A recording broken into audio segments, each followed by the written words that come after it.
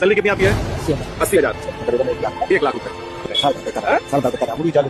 40 या 42। यहाँ पर प्रिंसिपल कौन है? प्रिंसिपल अभी अच्छा, आप कब एक इधर देखिए, कब से पढ़ा रहे हैं आप? यहाँ तकरीबन 2010 से 2010 से। सैलरी कितनी आपकी है?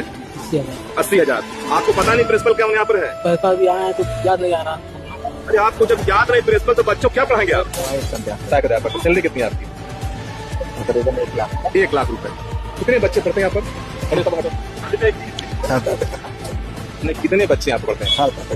सर दर्द कर रहा है। सर दर्द कर रहा है। अब टीचर यहाँ पर है? टीचर। सैलरी कितनी आपकी है? 40-42 हजार। 40 या 42? अब वो कंफर्म बताइए, 42 कितना है? 40 या 42? भाई देखो, अनुचर यहाँ पर है, इनको खुदा नहीं पता है कि इनकी सैलरिया कितना कर रहे हैं। 40 के 42। गजब तमाशा यहाँ पर है। कितनी सैलरी है? कितनी? 40 के 42।